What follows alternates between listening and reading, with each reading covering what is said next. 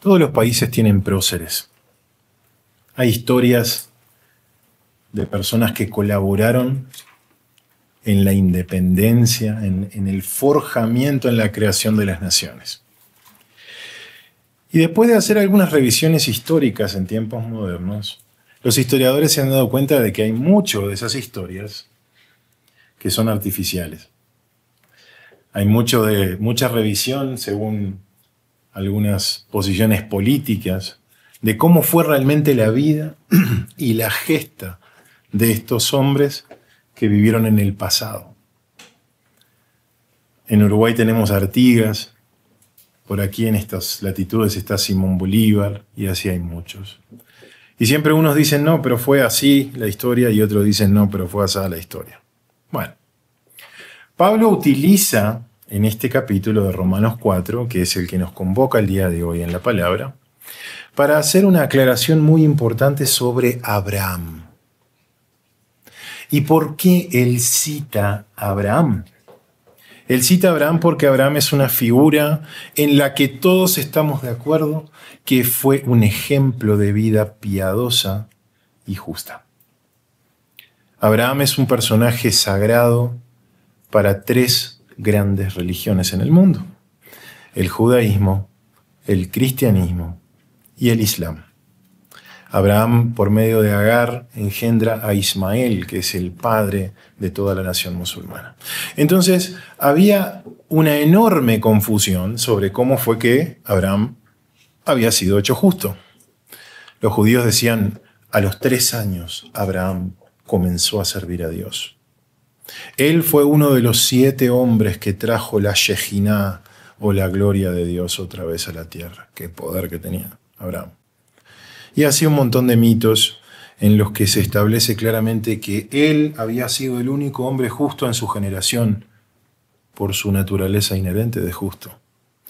Y Pablo se encargará, como lo viene haciendo en todo el libro de Romanos, de destruir las falsas creencias de los judíos. Vamos a abrir, hermanos, Romanos capítulo 4.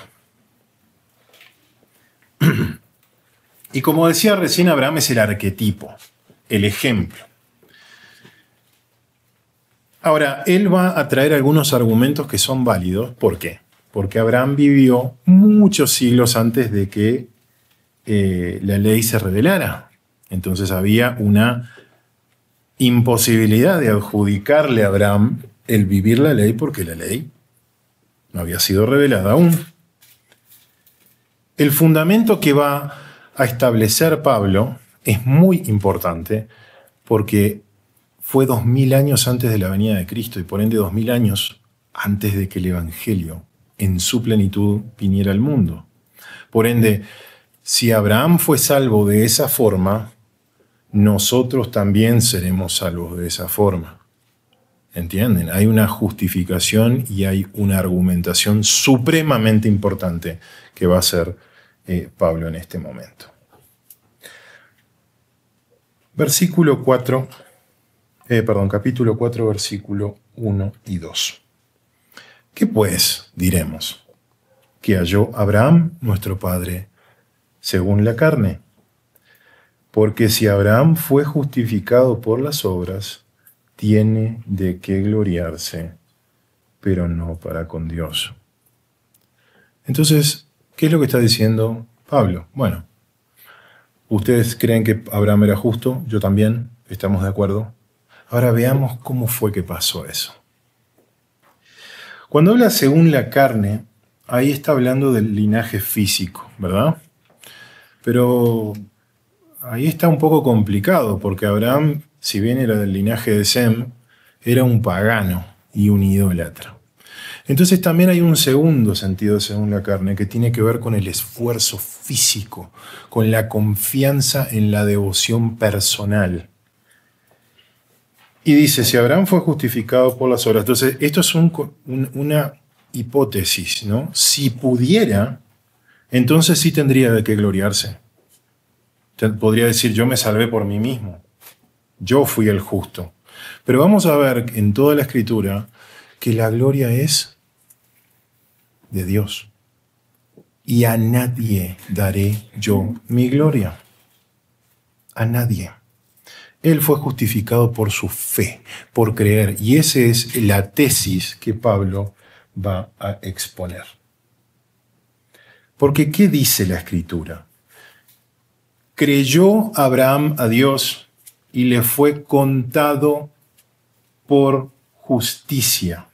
Pero al que obra, no se le cuenta el salario como gracia, sino como deuda. Mas al que no obra, sino cree en aquel que justifica al impío, su fe le es contada por justicia. Y Pablo trae la primera credencial creíble. ¿Qué dice la Escritura? No es que yo me estoy poniendo a dar mi posición filosófica. Dios solo tuvo en cuenta su creencia, su confianza para atribuir como único criterio de justicia. ¿Por qué creyó Abraham a Dios? Hermanos, ¿qué es la fe? La fe es un corazón que ha sido despertado de muerte a vida por Dios y es capaz de clamar a su Creador por un regalo que no merece.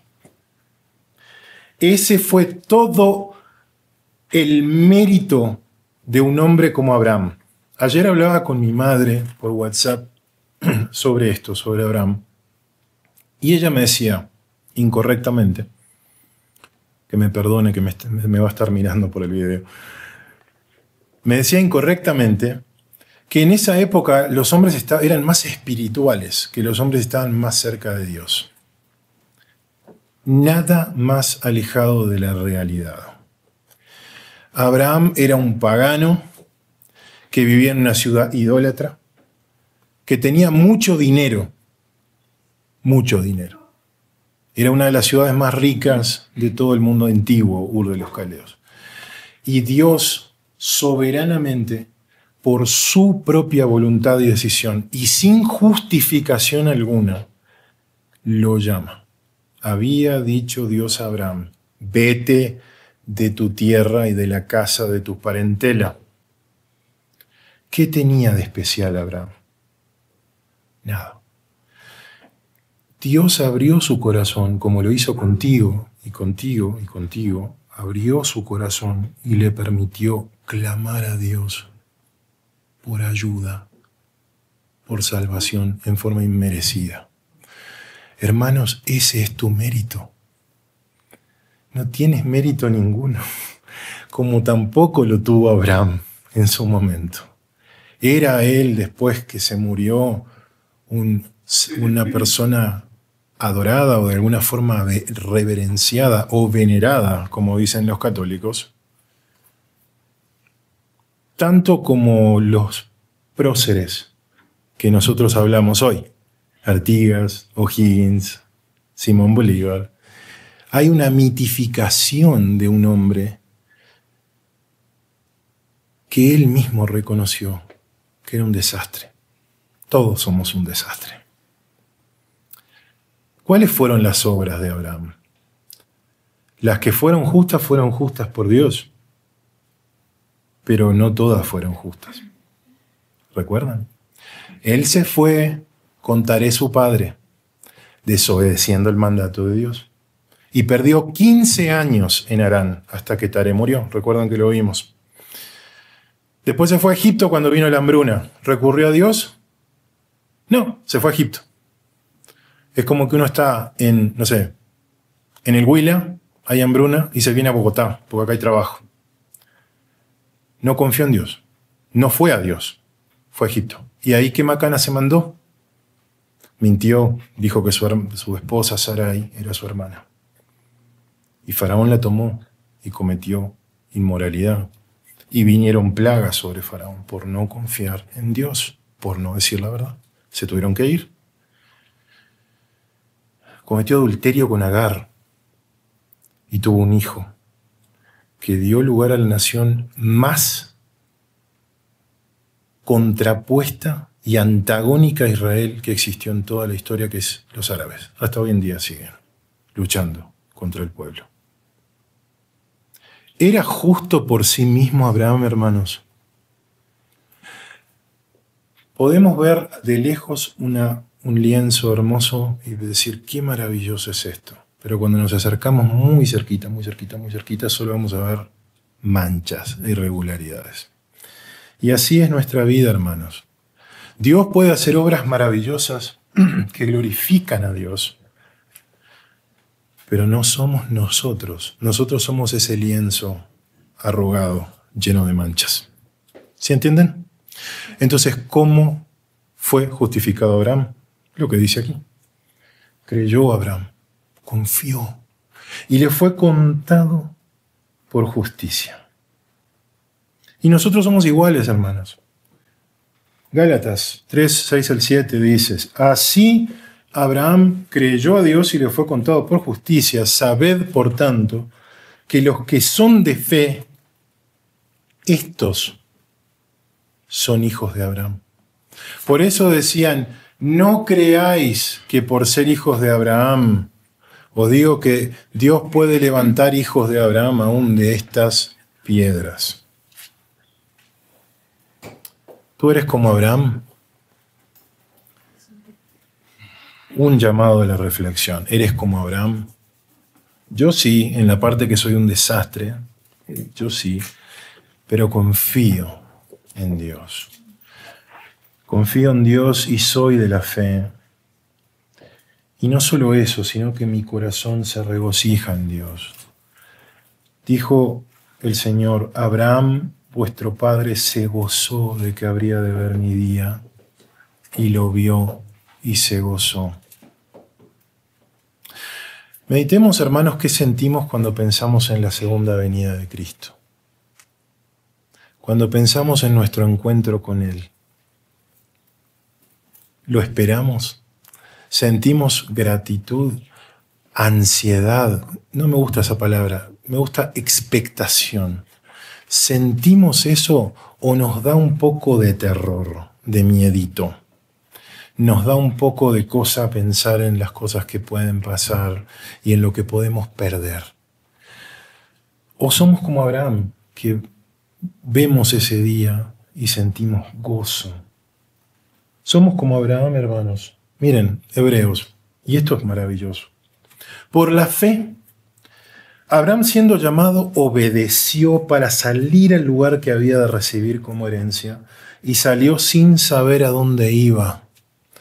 Por la fe habitó como extranjero en la tierra prometida, como en tierra ajena, morando en tiendas con Isaac y Jacob, coherederos de la misma promesa, porque esperaba la ciudad que tiene fundamentos, cuyo arquitecto y constructor es Dios. Somos como Abraham, hermanos. ¿Obramos sin saber lo que viene? ¿Hacemos lo correcto sin saber lo que el Señor tiene para nosotros o estamos todo el tiempo ansiosos por lo que viene? ¿Qué fe espera de nosotros el Señor? Porque en definitiva es la base de todo, la fe. La confianza completa en la palabra del Señor. Nuestra actitud hacia el servicio en la iglesia. Nuestra actitud al pensar en los otros hermanos, al llamarles, al cuidarles, al estar pendiente de sus vidas. Nuestra actitud al ofrendar, nuestra actitud al hacer cada cosa que hacemos en la obra, muestra o no muestra esta actitud que tuvo Abraham. Salir sin saber siquiera dónde iban. Quizás no sabía ni qué era Canaán, ni dónde estaba Canaán. Y no vio las promesas en la carne, hermanos, cumplidas. Ni él, ni Isaac, ni Jacob. 430 años después empezó el proceso de cumplimiento de entregar la tierra a la descendencia de Abraham. Abraham estaba en Ur y quizás nunca había escuchado al Dios verdadero. Estaba ahí con su paganismo y quizás estaba satisfecho. Pablo estaba muy satisfecho camino a Damasco con su judaísmo, con su conocimiento de la ley, de la palabra, súper conforme con quien era, con la autoridad que tenía el Sanedrín. Y de repente el Señor, ¡pum!, al suelo. Saulo, ¿por qué me persigues? Y la vida de Saulo cambió así, como la vida de Abraham.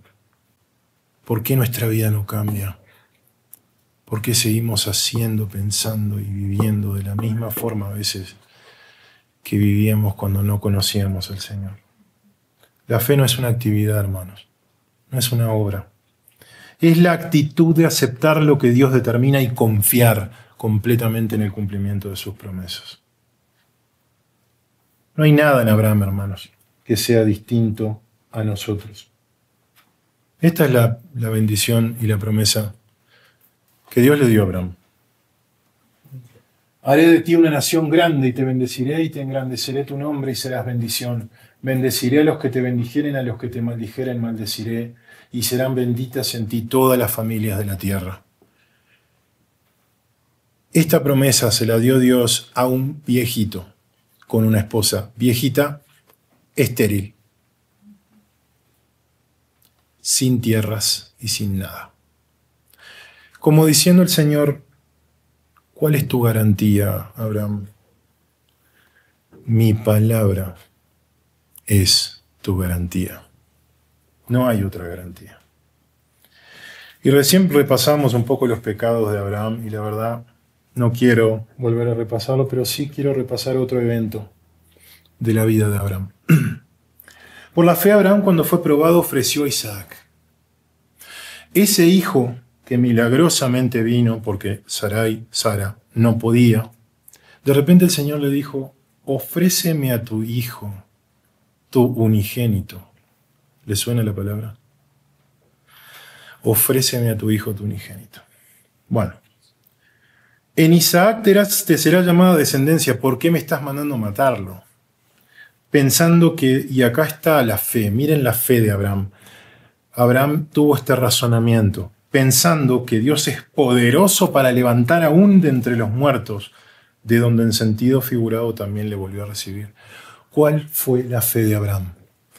Si Dios me está mandando matar a mi hijo, Él puede levantarlo de los muertos.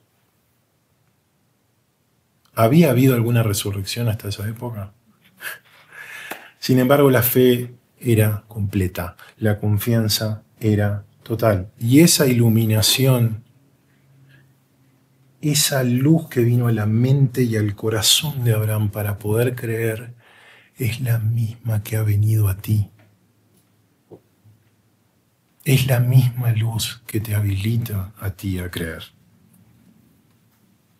Respondamos con fe, como Abraham. ¿Qué es que le fue contado por justicia? La palabra es logizomai, que es un término económico que implica tomar algo y acreditarlo a la cuenta de otra persona. Y esa es la única forma en la cual una persona puede ser hecha justa. Ahora, alguien puede decir, bueno, entonces la base de la justificación es la fe, ¿no? Si leemos. No. La base no es la razón, ni la fe, perdón, no es la base ni la razón de la justificación, sino el canal, es el intermedio por el cual se produce esa justificación. El medio real es la gracia de Dios. La justificación es por gracia. La fe es el canal, la precondición, el prerequisito que Dios mismo pone y a la vez el don que Él habilita para que se produzca. Y ya dijimos recién que la fe es un corazón abierto, convencido, que va al Creador como un niño hacia su Padre, diciendo, sálvame, sálvame, Señor. Por eso decimos que es gracia totalmente aparte de toda obra humana. Y reitero, a nadie Dios dará su gloria. ¿Para qué Dios permite que el hombre se justifique por gracia? Para que nadie se jacte en su presencia. ¿Cuál es la esencia de la existencia de Satanás y del hombre caído? La jactancia. Todos nos queremos elevar sobre el mundo, sobre los demás. Queremos tener más, mostrar más, saber más, ser más. Toda la existencia humana está marcada por la jactancia, por el orgullo y por la vanidad. Derribados todos son al infierno. Y hasta la persona que se muestra más piadosa y parece muy buena, vive continuamente jactándose, justificándose y arguyéndose su propia independencia, su propia bondad. Y no la tiene, hermanos, no la tenemos.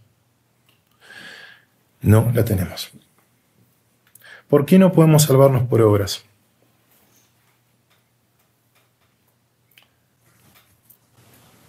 Fíjense esta escritura de Miqueas. ¿Con qué me presentaré ante Jehová y adoraré al Dios Altísimo? ¿Me presentaré ante Él con holocaustos, con becerros de un año? ¿Se agradará a Jehová de millares de carneros y de 10,000 arroyos de aceite? ¿Daré mi primogénito por mi rebelión, el fruto de mis entrañas por el pecado de mi alma? Es una reflexión esto. ¿Lo pueden ver? ¿Cómo hago para estar delante de Dios? Matando toda esta cantidad de animales, e incluso va al extremo de decir, ¿mataré a mi propio hijo por mi rebelión? ¿Cuál es la respuesta a estas preguntas retóricas? Nada puedo hacer. Lo único que podemos reconocer, como recién dije, es levantar la mano, el brazo al Señor y decir, solo soy digno de condenación y de perdición. Y es por la confianza en Él. ¿Cómo se manifiesta la confianza, hermanos? La fe se asienta en hechos. ¿Podemos confiar que Cristo vino al mundo? ¿Podemos confiar que Cristo resucitó? Sí, hay hechos concretos. No creemos en una nube perdida, no creemos en un mito, en una teoría filosófica. Hay hechos concretos en los cuales tenemos fe. Porque vino el Hijo de Dios al mundo. El Espíritu Santo nos descascara el corazón, nos da un corazón de carne y entramos en un acuerdo con Dios. Entramos en una reconciliación con el Creador. Interiorizamos a Cristo dentro de nosotros y permanecemos en Él y confiamos absolutamente en sus promesas. Pero fíjense lo que le dijo el Señor a Tomás, que está en la pantalla. Porque me has visto, Tomás. Puedo sentir casi el tono condescendiente del Señor. Porque me has visto, Tomás. Creíste. Bendecidos, bienaventurados, los que no vieron y creyeron. Y cierra Pablo trayendo a David. ¿Por qué trae a David? Porque muchos decían, David fue el hombre más justo de su generación, como Salomón fue el hombre más sabio en su generación. ¿Qué hicieron David y Salomón? Perdón el uruguayismo, macana. ¿Y por qué cometieron macana? Porque ellos eran un arquetipo humano, del Rey eterno, ese que no puede pecar, que sí es perfecto. Entonces, ¿qué dijo David? Vamos, a Romanos 4, 6 al 8, que es el que estamos leyendo. Romanos 4, 6 al 8. Dice, como también David habla de la bienaventuranza del hombre a quien Dios atribuye justicia sin obras, diciendo, bienaventurados aquellos cuyas iniquidades son perdonadas y cuyos pecados son cubiertos. Bienaventurado el varón a quien el Señor no inculpa de pecado. ¿Cuál es esa suprema bienaventuranza, hermanos? Es la salvación, porque no tener cubiertos tus pecados, no ser inculpado de pecado equivale a salvarte. Lo opuesto equivale a morir eternamente. Y no podemos, hermanos, no podemos pensar que David era un hombre más espiritual que nosotros, ni que Abraham lo era. No hay ninguna diferencia contigo, mi hermano. Leamos lo que dijo David después de mandarse el error gravísimo con Betsabé y con Urías. Ten piedad de mí, oh Dios. Conforme a tu misericordia, conforme a la multitud de tus piedades, borra mis rebeliones. Contra ti solo he pecado y he hecho lo malo, delante de tus ojos, para que seas reconocido justo en tu palabra y tenido puro en tu juicio. ¿Quién es justificado? ¿Quién es justificado cuando sea juzgado? Solo Dios. Por eso dice que solo el Cordero estará de pie en ese último día. Toda rodilla se doblará y toda lengua confesará que Él es el Señor. Nadie puede sino clamar como clamó David. Y eso no lo haces tú, hermano, hermana. Eso lo hace el Señor en ti. Como está contado como una transacción económica, fue consumado como una transacción económica. Cuando Jesús hubo tomado el vinagre, dijo, consumado es, y entregó su espíritu. No hay nada que agregarle a la obra del Señor. La obra del Señor fue finalizada en la cruz. Nosotros solo confiamos y esperamos. Es mi oración, hermanos, que esta comprensión de la justicia de Dios que mora en nosotros y de lo que es la fe, nos inspire a vivir en la fe, a caminar por la fe, a ser por la fe. No hay fe sin frutos. ¿Cuáles son los frutos de esta iglesia, hermanos? ¿Cuáles son los frutos de tu vida? ¿Cuáles son los frutos de tu fe? Amén. Oremos.